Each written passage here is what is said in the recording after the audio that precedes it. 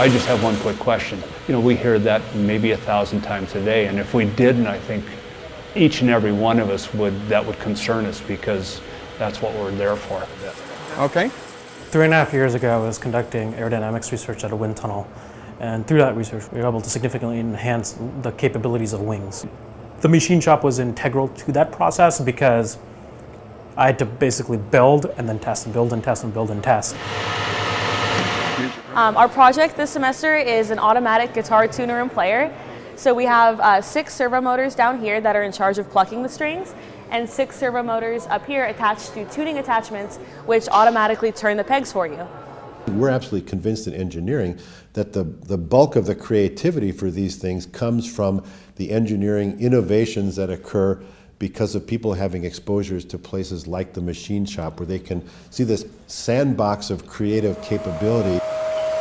Learning by doing is probably one of the most essential experiences you're going to get in here, because it integrates the theoretical that you learn in the classroom with the practical of how it's done out in industry. It's easy to, in your CAD program, to make everything that it has 5 decimal places of tolerance, but for them to actually physically go in the shop and try to meet that standard, it gives them a whole new appreciation for kind of the physical reality of it. So there are a few parts that I had to machine to within 0.5 to 1,000th precision. There's no real way to calculate that. It comes down to a lot of touching and feeling and experience. You become immersed in what you're machining, and I think for a lot of our engineering students, it may be the first time they ever experience that physical contact with what they're making, and you can see it in their eyes. Keep it going. Real fine tolerances and real fine size, just sneak up on it so we don't go past it. Getting down into the shop here, working with those materials, is really what gives them the insight into the usefulness, and it's almost the art of the technical aspect of it. And they gain it through experience. The shop staff basically are the shop. For example, whenever I am building a new type of prototype of anything, the first thing I do is literally go to every single shop staff person independently, because every single person in the shop has a different work experience background. Combining their collective knowledge and experience basically allows me to jumpstart the prototyping process.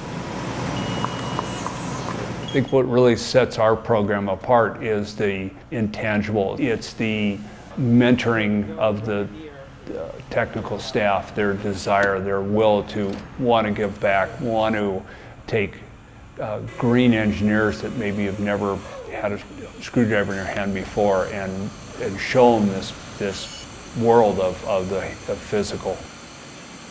They're very adamant that the students are the ones doing the machining. They might show you one time and then say, okay, now you do it. And then you have your hands on the machine and you're turning the crank or you're changing the speed on the machine, rather than someone saying, this is how you do it, but then never giving you time to actually try it for yourself.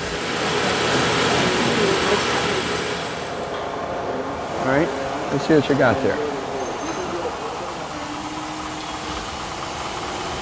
Yeah, perfect. Wow, looks like right on. All right. Nice. So the one thing we do here is we train engineers. You guys are not going to be machinists.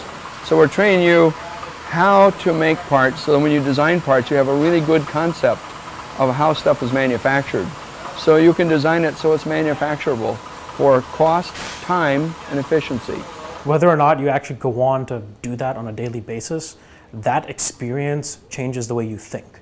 And when you go out and talk to someone in a job interview setting, that definitively comes out. I mean, the most interesting employees, the most interesting engineers, the most interesting educated individuals are those that can apply their knowledge in sort of unstructured environments where you're not sure exactly how the result is going to turn out. It's one thing to have an abstract design and to be able to say, look, I designed this, but then it's just very satisfying, and it gives everything a purpose to be able to make that in real life and say hey, I thought of this. This was my concept, and now I have it in my hands. It kind of ties together the whole engineering thing. I started out this semester not having machined anything pretty much ever. And by the end of it, we created this entire thing from scratch. And it was really empowering and inspirational to go from sketches that we had created to this thing that's tangible and works. You know, like the digital divide, we're going to see a maker divide at some point. It's what I think inspires a lot of these young engineers to really like, yes, I've made the right decision. Engineering is my field. It's something that they weren't expecting. Because being able to physically build something is at the end of the day all that matters in the engineering workforce.